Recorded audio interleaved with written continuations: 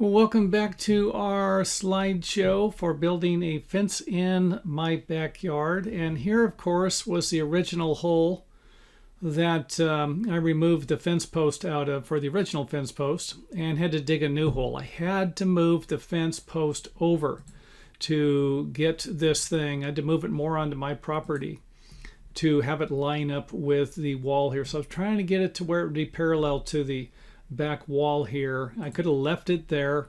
I could have moved it over here and then had it come over here to the corner, or did a variety of different things.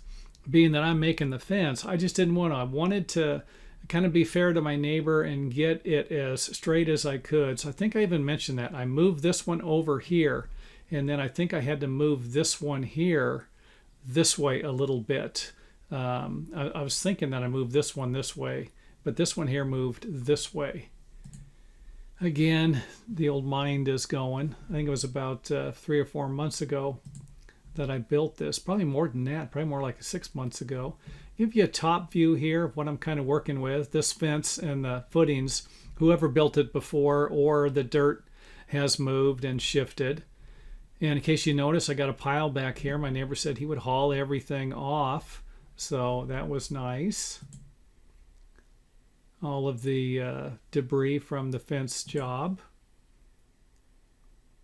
So I reset the post in where it was going to go, and you can see a board here. I'm actually going to use a board, a scrap piece of wood, and I'm going to fill the concrete up and then backfill this with dirt. Get an idea of what I'm doing here. As I raise the concrete level, I will raise the soil level on this side, and I'm going to have more on that in some of the other videos also. Get a good idea what I'm doing there. Just kind of raise it up as I go and pull the board up as I go. If I leave the board in there, the scrap piece of wood, it's not going to be that big of a deal, but eventually it will rot and the soil around it will fill in. Not a biggie, but why do that in the first place? Pull it up and pull it out of there. So again, that's up to you what you want to do either way. Another view of it there. Keep working my way up. Had to build it a little higher here. So again, you can see where I'm using some cardboard and you know, some old fencing, and just simply putting some dirt on the other side of it. You know, I don't need to drive a bunch of stakes in here. You might have to, but I'm just kind of filling it up.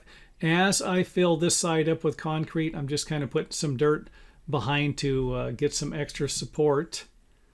You know, you can see here, just kind of put some dirt in here, put the dirt around it here, and keep working your way up until you get to where you want it to be. And again, I'm going to have more on this throughout the video. Now, I did have to build, you know, I had to block some of this off. My neighbor's yard back here is actually this high, and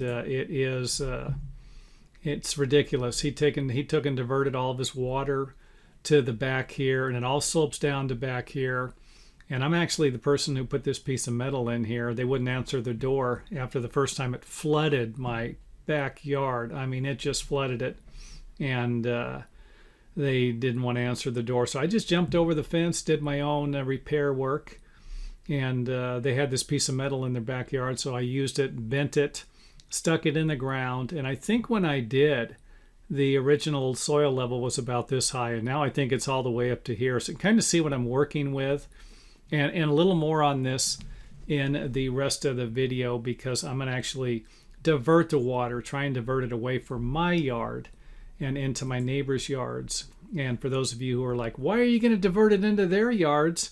Well, it's not my problem. That guy should have never done what he did. And mine's the one that takes most of the water. So, and my neighbor on this side, I already talked to him about it, and he doesn't care. You can actually look at his backyard and see he doesn't really spend a lot of time down here in this area. And these people over here, they do, their yard's fairly reasonable. They kept up fairly reasonable.